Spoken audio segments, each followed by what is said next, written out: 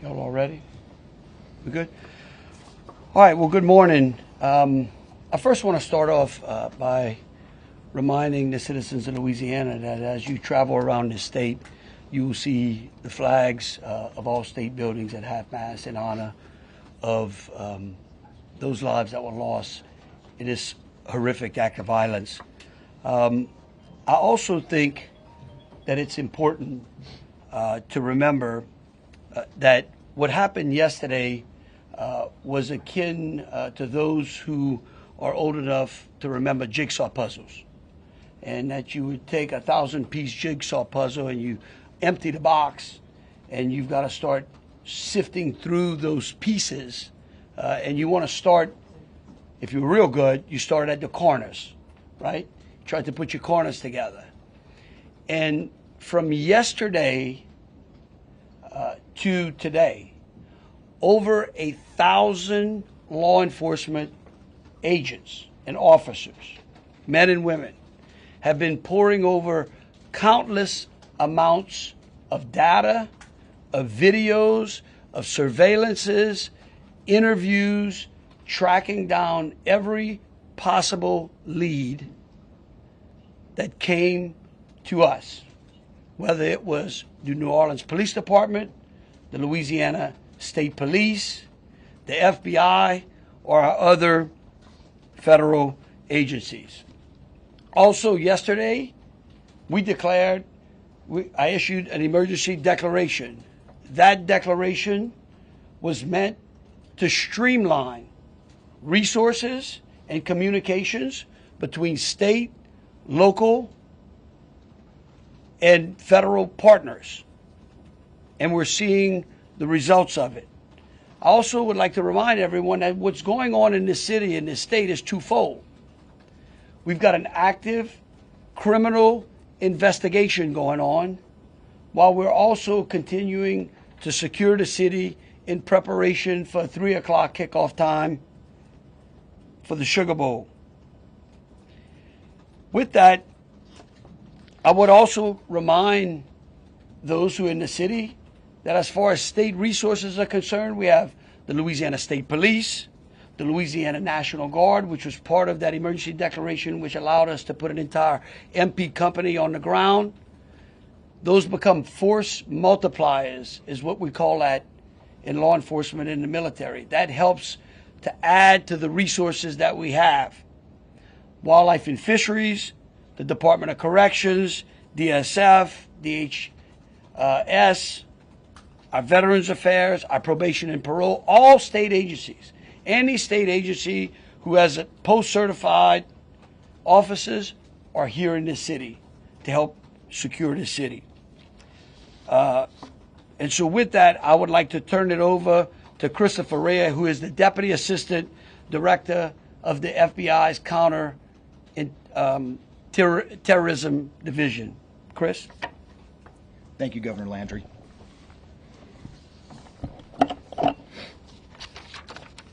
Good morning. I am FBI Deputy Assistant Director Christopher Rea. I'm from our Counterterrorism Division at headquarters. I'm also joined by Assistant Special Agent in Charge Alethea Duncan from our New Orleans office, who you heard from yesterday. I'm here to discuss not only the latest investigative information we have here in New Orleans, but I'll also let you know about other investigative activities outside of the state. I first, and most importantly, want to send our deepest condolences to the victims of this horrific attack and their loved ones. 14 innocent victims were killed in this senseless attack, and at least 35 are injured. We cannot ease the grief people in this community and across the nation are feeling at this time, but rest assured, we stand with you and in support of you.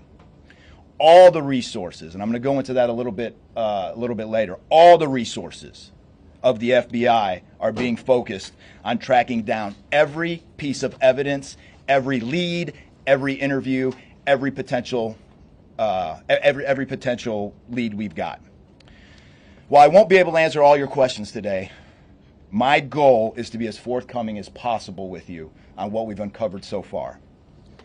First and foremost, let me be very clear about this point. This was an act of terrorism. It was premeditated and an evil act. This was obviously a critical incident, and with that, lots of information and tips come pouring in from law enforcement, first responders, and the public. We have been aggressively running down these tips and information. As you all know, that takes time, and we will continue to do so until every lead has been followed through on. This investigation is only a little more than 24 hours old. So I ask you to keep in mind that as I go through some of the specifics later. But at this point, currently, and this is another fact I want to be clear on, we do not assess at this point that anyone else involved in this attack except for Shamsa Din Jabbar, the subject you've already been briefed on. A little bit about what the FBI is doing. So we are surging people and assets to the area from across the region and across the nation. Special agents in multiple field offices across the country have been deployed and are assisting with potential aspects of this investigation and following up on every lead. Additional teams of special agents, professional staff, and victim specialists continue to arrive to provide more investigative power and assistance to the victims and their families. We've also forward deployed a number of our critical incident response group assets, including members of our hostage rescue team, special agent bomb technicians, and crisis management coordinators. In addition, we have deployed more evidence response technicians to continue to process the various scenes that we have. So far, we have received just over 400 tips from the public, and that information is being followed up on both here in New Orleans and across the country. Some of the tips are here in New Orleans, and there are other tips in other states across the country that we are following up on. The FBI team and our law enforcement partners here are also reviewing hundreds of hours of surveillance and other video from both the French Quarter and other locations. As for a timeline, at this point, investigators believe Jabbar picked up the rented F-150 in Houston, Texas on December 30th. He then drove from Houston to New Orleans on the evening of the 31st, and he posted several videos to an online platform proclaiming his support for ISIS. There were 5 videos posted on Jabbar's Facebook account, which are time-stamped beginning at 1:29 a.m. and the last at 3:02 a.m. In the first video, Jabbar explains he originally planned to harm his family and friends, but was concerned the news headlines would not focus on the, quote, war between the believers and the disbelievers, end quote. Additionally, he stated he had joined ISIS before this summer. He also provided a will and testament.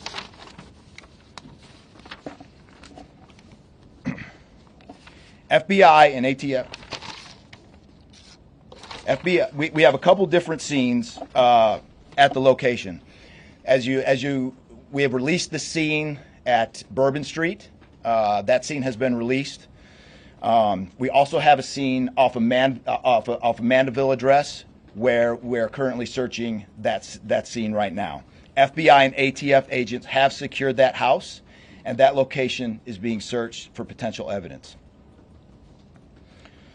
On New Year's morning, Jabbar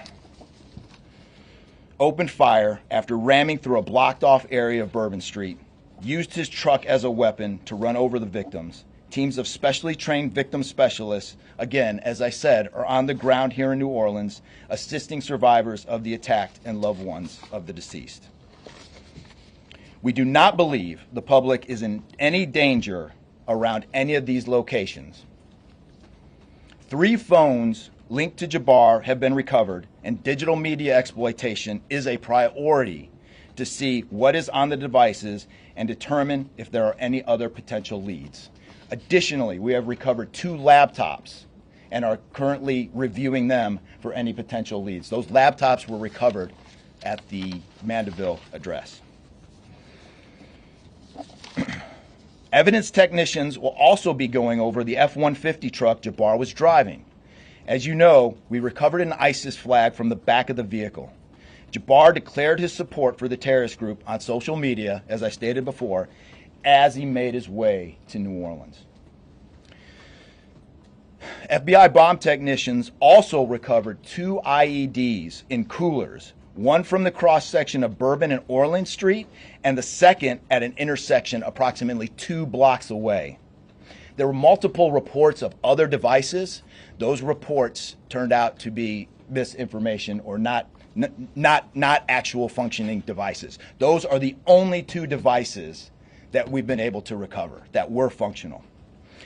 Both devices were rendered safe on scene.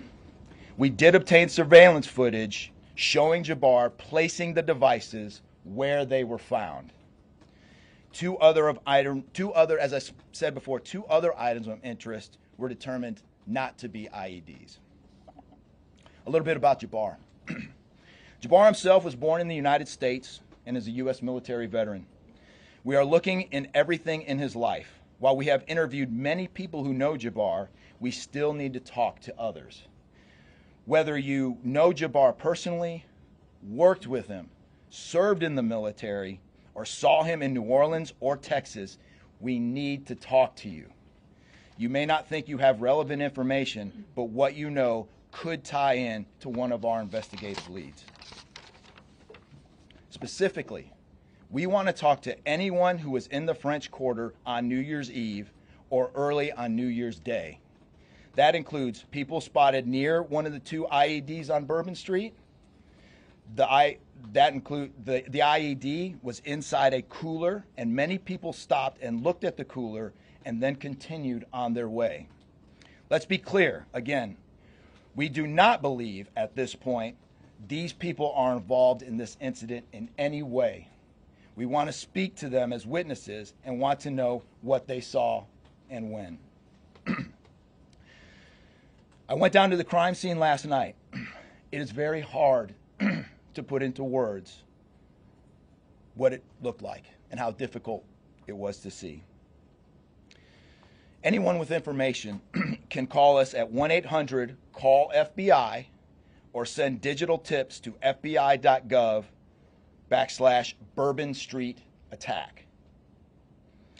Early this morning, evidence response teams finished their work at the crime scene. Bourbon Street has been turned over to the city of New Orleans. As you know, there's also an FBI investigation in Las Vegas. We are following up on all potential leads and not ruling everything out. However, at this point, there is no definitive link between the attack here in New Orleans and the one in Las Vegas. And again, I'll preface, as I close, I'll preface everything with what I started with in the beginning, which was this is very early in an investigation like this. Again, our thoughts and prayers are with the victims of this tragedy and everyone impacted across the country. They remain at the heart of our investigation. I also, although I've only been on the ground here a short time, I also want to express a sincere appreciation for our partners here, which include the U.S. Attorney's Office, HSI, ATF, the New Orleans PD, the Louisiana State Police, the Governor's Office, and countless others. At this point, I'm going to turn it over to the Special Agent in charge of ATF here, Josh Jackson.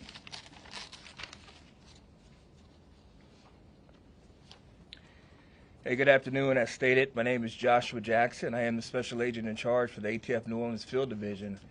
And ATF's primary mission is preventing, reducing, and solving violent crime throughout the United States and abroad. Solving part is the focus of this investigation. ATF resources that have been brought to bear to the city and to focus with our federal, state, and local partners have been our national response team. We spoke about the scene that's still being processed now. The national response team of ATF is a team of certified fire investigators, certified explosive specialists, fire engineers, electrical engineers. These folks will give us additional investigative leads to help the investigative team identify what happened at the location in Mandeville and identify how that fire started and move the investigation forward from there. Additional resources that ATF has brought to bear into the city is our ATF Special Response Team. This is a tactical team capable of handling any sort of enforcement operation. This team is deployed, on set, and ready for the Sugar Bowl today. This team is also made available to the Louisiana State Police and also New Orleans Police Department to assist with any efforts that they may have during this period. Additional resources, as the governor alluded to, he executed executive powers and had an emergency declared to where ATF was able to tap in to Emergency Support Function 13 resources. This allowed us to bring additional explosive detection canines so that we can safely sweep the city and safely sweep the Super Bowl in preparation for the game today. These resources will still be in the city as we lead up to the Super Bowl and through Mardi Gras. These type of ATF resources will be here. The last resources ATF has brought to bear, and probably the most important one, is our victim witness coordinators. These folks come in and they provide resources to the victims and the family members that have suffered greatly during this tragedy. The entire city hurts, but the victims and the family members are in need of resources and care long after this investigation wraps up. This time next year to be hard for the families and friends who suffered during this event. So our victim witness coordinators are working with the FBI, the City of New Orleans coordinators to provide resources to these folks out here. And as we move forward, ATF will be committed. We will work with the investigative team moving this investigation forward, but also we'll be here to make sure the city is safe and prepared as we move into the Super Bowl.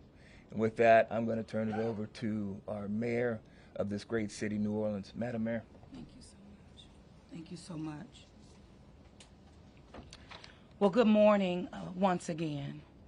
And I just want to just echo my thank yous to the unified command of our law enforcement partners and at every single level, federal, state, and governor. Governor, thank you for your partnership. Yeah, thank you. I also want to thank the residents and the visitors of the city of New Orleans for your patience, for your support, and most of all, your prayers. Our hearts and prayers continue to go out to the victims' families, and the city of New Orleans, we're resilient. And as I stated on yesterday, my focus in terms of a priority has been on our victims. As you've heard, that yes, the FBI was able to clear Bourbon Street. And what that meant also for me in this city was that we were able to remove our victims, identify them, and notify their families. Real reverence. They mattered, the families matter, and matter to the city of New Orleans. In addition to that, I want to just thank again our federal partners in Washington, listening to my plea personally for the additional resources to allow for the scene to be cleared, and again, attending to our victims. I walked by each one, and I did the sign of cross in my own way, because reverence, again, is important. So while we have been able to have Bourbon Street returned back to the city of New Orleans, and the due diligence has been done, that then allowed me to give the go-ahead to begin the cleaning of Bourbon Street. That started happening in the morning about 2 a.m. It was completed before 8 a.m. this morning. But that has really set the tone, I would say, and with the confidence that I have in the law enforcement partners, all of the resources that have been activated, how we have made sure that safety continues to be our top priority, how our assets have been deployed strategically, again, for the safety and the protection of our visitors and our residents in the city. And because of that, the confidence is there to reopen Bourbon Street to the public prior to game time today. The first order will be to allow for vendors to come in and service the businesses. That's important in order for us to stand up activation, as you know, Governor. And so with that, I want to reassure the public that the city of New Orleans is not only ready for game day today, but we're ready to continue to host large-scale events in our city because we are built to host at every single turn. I want to, again, thank all of those who responded to the FBI's call for information and tips. As you heard, that has been useful. Continue to do that. The investigation is still active and absolutely under the FBI's leadership. We will continue to operate and cooperate as we always have. So I want to also thank all of our partners for the added resources for victim and crisis management. We know that that's, again, important. Working with our partner, the Greater New Orleans Foundation, we have set up a fund for our victims' families for not only today but into the future. As you heard, this is going to be a long process for our people. So with that, the city of New Orleans, and with all of my confidence, we are ready. And we could not get here again without the unified presence, support, and cooperation. We are stronger together. And I want to say again, thank you so much. Thank you, Governor. So once again, the governor would like me to reiterate that Bourbon Street will be prepared for full activation before game time today. We know 3 p.m., so we're working towards 2:30 p.m. But prior to game time, the kickoff, Bourbon Street will be restored. So we're hard at work now. Our teams are now, and of course, working with our business community to serve our public and serve our residents and our visitors alike. Okay. In closing, I want to rest people assured that right now in the city of New Orleans, there is an unprecedented amount of law enforcement resources that are being utilized to close out and to hunt down and to finalize this investigation. I want to thank the FBI and all of our federal partners for the amount of resources they have poured into the city. This type of event can happen in any city. And that's the tragedy of it. And I think it's important for people to understand that to protect our citizens in America from evil, you have to crush it. You can't go out there and placate it. You can't go out there and say, oh, I'm going to put this in place and that in place and hope that evil doesn't show up on your doorstep, because it will. You have to crush it. And that's what we're going to do here. We're going to put it all behind us. We're going to continue to keep the victims, those that are in the hospital, either fighting for their lives or trying to recover, in our thoughts and in our prayers. But you know, this morning, and I don't want to single out just one news source, but I just happened to turn on Fox and Friends, and there was a young man who was interviewed who was actually on Bourbon Street during this horrific act of terrorism. And they closed out by asking him, what now? And I think he summed it up. He said, look, we can't live in fear, because fear will paralyze us. He said, we come down to the city to enjoy ourselves and to entertain ourselves and to be with our friends and with our families, because that's who we are. Louisiana invented hospitality. The people of this city care for each other. And believe you me, we care about each one of the lives that were lost in this city and that. We will never forget them. But it would be a tragedy if we let their losses be snuffed out because of fear. This city will be back. We will be open to family and friends and loved ones who want some time to relax from the pressures of life. And so today, we're going to have us a sugar bowl. We're going to enjoy ourselves. We're going to keep those again, who have lost loved ones in mine, and we're going to get on to the business of this city and this great country. With that, I'll take any questions. Governor, this is for you and the assistant director. The message has really changed since yesterday.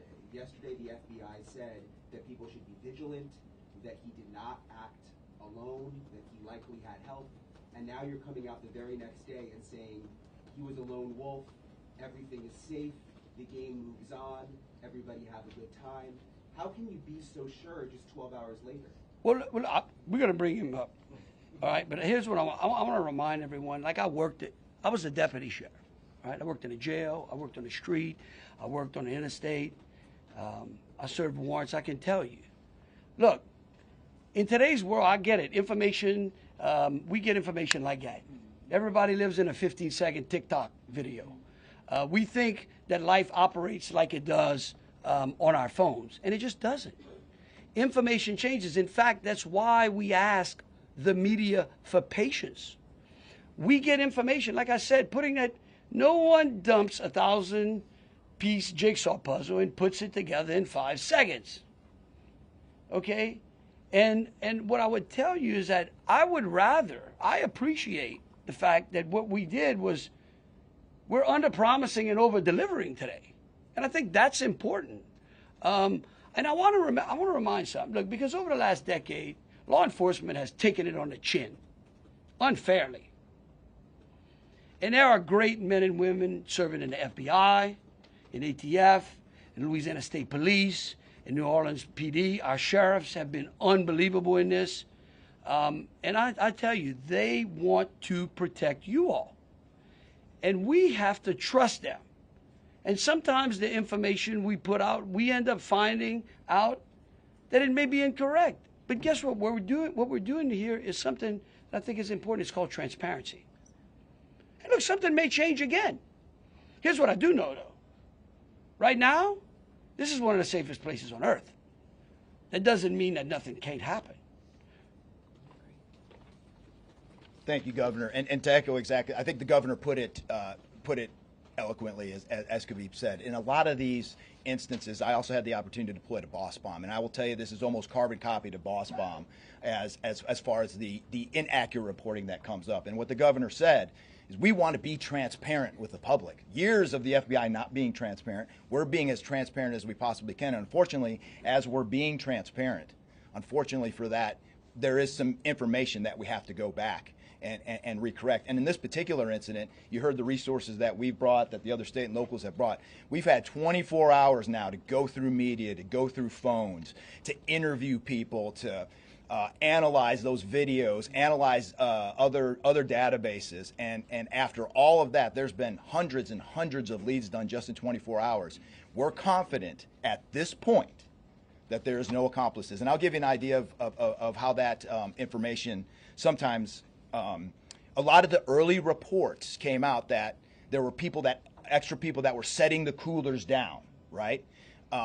It turns out those were just patrons on the street that were looking inside the coolers, right? Well, we didn't know that at first, so we had to kind of track all that down and put that to rest. So that's just an example, one of the pieces of information, but there were other pieces of information that after we got our feet under us a little bit and on the ground here, we were able to put together a much more accurate picture of the subject and his attention. Just one follow-up. Was he a death tool? We just wanted to double check. Yes. 14, not 15. Yeah. Sorry, sir. 14, and then the shooter himself would be 15 total, to include the shooter. And 15. the IEDs,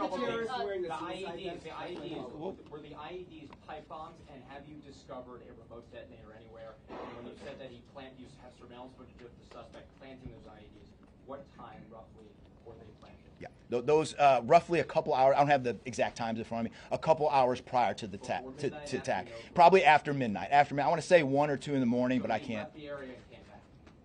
Correct. That's our assumption now. I mean, we still have a lot to work through. We're getting more surveillance video and everything else, but that's the assumption. Was he wearing a suicide Were there vest? sweeps being done on Bourbon Street? Would there have been canines out on New Year's Eve?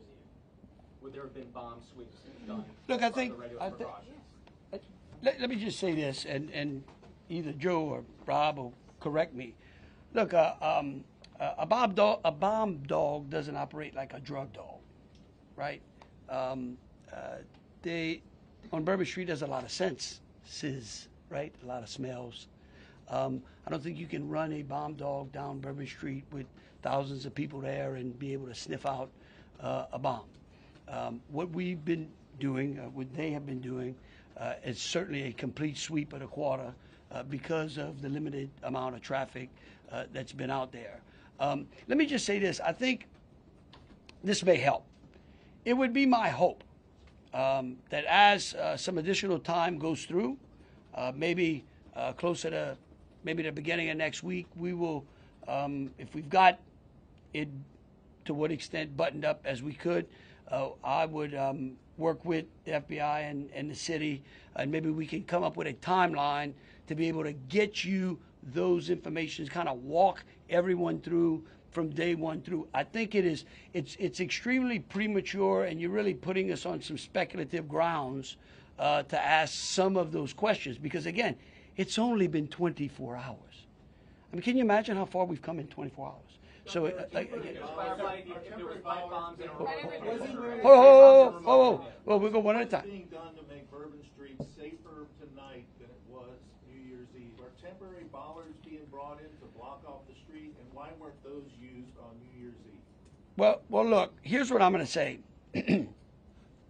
Every time some bad guy does something like this, there's what we call an after-action review. Because again, nothing is 100%. We have reinforced the area. We have deployed some additional types of assets. I personally, it's up to the city or other, I don't like to give specifics because I don't like to tell the enemy what we got. But I can tell you we're in better shape than we were before. We have time for 2 more questions. Director, can you speak to the Mandeville scene? Say- Can you speak to the Mandeville scene? And then we'll go to you. Some neighbors at that site told us they smelled smoke early in the morning. Was there a fire there? Any kind of burning happening? Yeah, Do great. you still believe that fire happened after the suspect was killed? That's correct. Yeah, I'll move to 18. I do want to address the suicide vest question. I want to kill that one right away. Okay. There was no evidence that the subject was wearing a suicide vest at all. So I will turn the Mandeville stuff over to ATF. Yeah, as to the fire at the Mandeville scene, so our working theory now is that the fire started after Jabbar was already deceased.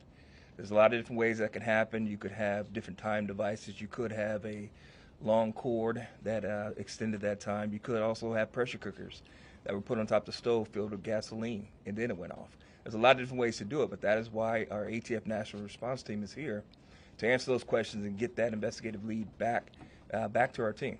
So more to come on that. We're still processing that scene. We're out there right now. Are you able to understand suspect how he became radicalized over all of this time? What brought him to Bourbon Street? Do we understand? Was there any international travel involved? What led him down this path to this sort of radicalization? Sure, a lot of questions we're still asking ourselves. We know that he specifically picked out Bourbon Street. Not quite sure why. I mean, I think one can assume that it was lots of people New Year's Eve, with a target for an attack. That's the stuff in the coming days as far as that path to radicalization that we're really going to be digging into and making a priority of. So what I can tell you right now is that he was 100% inspired by ISIS, and so we're digging through more of the social media, more interviews, working with some of our other partners to ascertain just how to ascertain a little bit more about that connection. Oh, we're gonna do one more. Kate. Right there. You've had your hand up for a while. Okay. Sir. Thank you, I appreciate it. Yeah. It's actually for Special Agent Matt. Sir, I prefer those. I'm gonna joke. In order to reassure people, would you be able to explain the analysis and evidence that has led to this most recent understanding that he was a lone actor and that there is at this point, at least from your understanding, no further danger to the public? Sure. I think a lot of that, multiple interviews, the hundreds of interviews that we've conducted so far, the social media review that we've done of his accounts,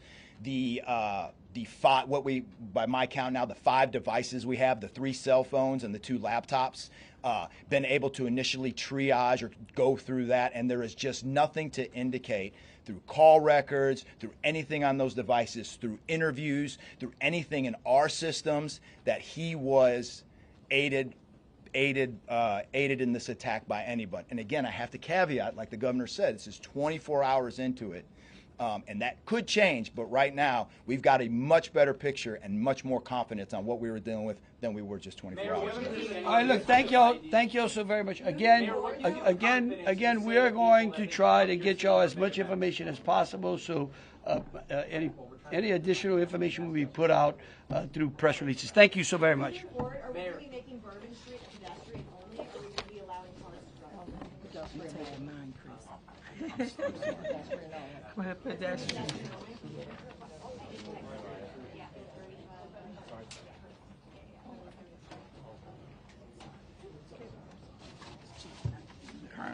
No, you good? No, I'm good. Yeah. Take it. Oh, no. I'm giving them to the handler.